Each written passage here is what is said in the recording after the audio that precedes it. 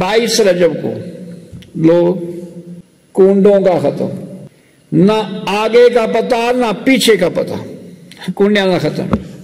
عام طور پر مشہور ہے جنہیں لایا گلی انہیں میں ٹو چلی۔ دیکھے تو صحیح باتوں سے لگانے والا فراڈیا ہے یا تیرا خیر خواہ ہے؟ یہ تیرے ساتھ سچی بات کرتا ہے جھوٹی بات کرتا ہے؟ کنڈیا کا ختم کہنا تھا امام جعفر صادق رضی اللہ عنہ۔ حقیقتاً 22 رجب کو امام جعفر صادق رضی اللہ عنہ کے ساتھ کوئی تعلق، نہ آپ کا یوم وصال ہے نہ آپ کا یوم پیدائش ہے، کوئی نسبت نہیں۔ جنہوں نے یہ شروع کیا ہے وہ تھے گستاخ صحابہ۔ کون تھے؟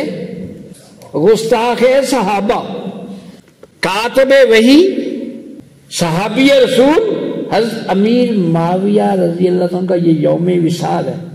انہوں نے اس کی خوشی منائی۔ راتی پکانا ہے، تاریاں دی چھاویں پکانا، راتی باہر نہیں کرنا تاکہ پتہ نہ چل جائے بے ایمان کون کون ہے۔ اب کسی عالم اپنے عالم سے پوچھ بھی یہ کنڈے جائز ہیں کہ نہیں جائز ہیں؟ بتانے والا پنگی ہے، پوسی چرسی ہے، چرسی کے کہنے پر لگ گیا کنڈیا کا ختم ہے۔ کنڈے اس کا نام کیوں رکھا؟ نیاز ہوتی ہے، لنگر ہوتا ہے، تبرک ہوتا ہے، کھیر ہوتا ہے، اس کا نام کنڈے۔ ہر سال 22 رجب کو کنڈیوں کا ختم درا رہا ہے۔ بات کن کی مان رہا ہے؟ جو اللہ کے محبوب کے صحابہ کے بے ادب گستاخ بے ایمان ہیں، ان کے نقشے قدم پر چل رہا ہے۔ پیسے تو خرچ کیے، ساری رات جاگا، پیسے بھی خرچ کیے، اس کو سمجھ ہی نہیں ہے میں کر کیا رہا ہوں۔ میں گستاخ صحابہ کے اس مشن میں شامل ہو رہا ہوں، ان کے فرمایا من تشبہ بقوم فہو منہ، جو جس قوم کی مشابہت کرے گا اس کے ساتھ ہوگا۔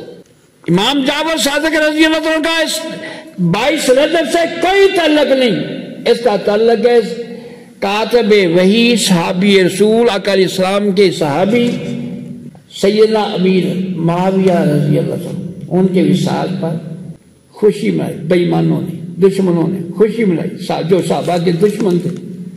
اب یہ تو عمل جو کر رہا ہے اس کی تحقیق تو کر، تو عمل صحیح کر رہا ہے، غلط کر، یہ بجائے تجھے فائدے کے نقصان۔ اگر تو نے سیدنا امام جعفر صادق رضی اللہ عنہ کے ختم دلانا ہے 15 شوال کر، اگر 22 رجب کو کرنا ہے بار نہ لگا، اور سے سیدنا امیر معاویہ رضی اللہ عنہ، تاکہ صحابہ کے دشمنوں کو وقت پڑے۔ ہم نے کیا سوچا تھا بن کیا گیا، سوئے ہوئے جاگ اٹھے۔ 22 رجب کنڈوں کا ختم، کیا ملا تجھے؟ فرماتا ہے کوئی جاگ نہ جانا۔ ہاں جاگتے ہیں لیکن جاگنا نہیں جاگتے، جاگنے ہی سکتے ہو، جاگ رہے لیکن جو ہے جہالت کی نیند سو رہا ہے، کر کیا رہا ہے؟ کیا ملے گا؟ بے ایمانوں کے پیچھے چل پڑا، جو راہ سے بھٹکے ہوئے ان کے پیچھے لگ گیا۔ فرماتے کوئی جاگن کوئی جاگ نہ جانا، کوئی جاگ رہا ہی سکتے ہو۔ بہت سے لوگ پیروں کو مانتے ہیں لیکن پیروں کو ماننا جانتے نہیں۔ پیروں کو ماننے کا مقصد کیا ہے؟ پیروں کو ماننے سے ملتا کیا ہے؟ پیروں کو ماننے کی ضرورت کیا ہے؟ پیروں کو ماننے کی ضرورت حکم خدا بندی ہے۔ فرمایا یا ایھا الذین آمنوا وابتغوا الیہ الوسیلہ،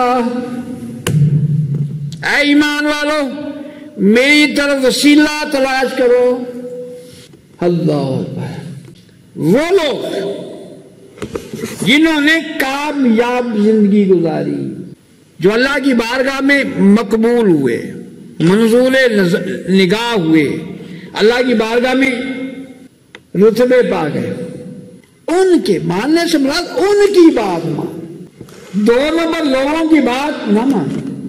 آج کل میڈیا پر تماشا ہی بنا ہوا، پیر صاحب کو کلمہ سناؤ. دسو یہ پیر ہے یہ بھی شاکین کلمہ بھی ہوتا کہ نہیں ہوتا؟ وہ بے ایمان. جس کو کلمہ بھی نہیں آتا وہ پیر نہیں ہے، بے ایمان.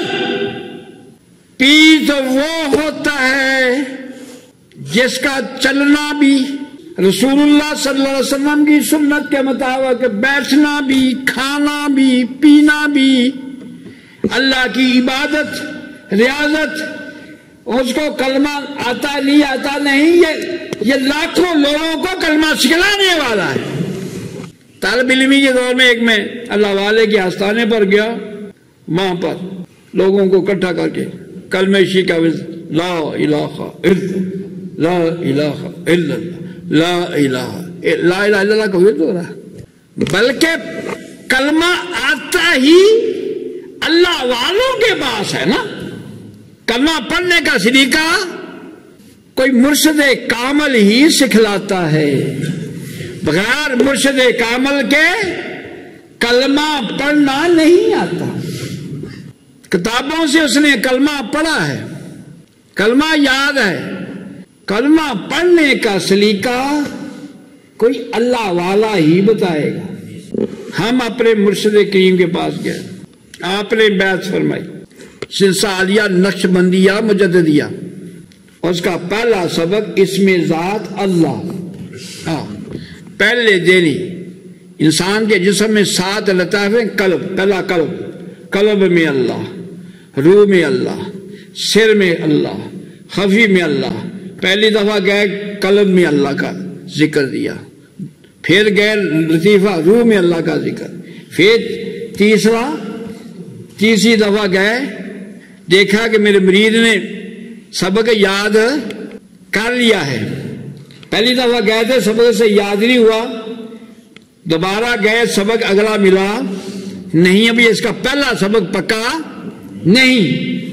پیر مرید کے دل میں یار کے اسم کی بوٹی لگانا چاہتے ہیں. جو سلطان العارفین فرماتے الف اللہ چمپے کی بوٹی مرشد من میرے وچ لائی ہو. مرشد نے میرے دل میں اسم ذات کی بوٹی لگائی.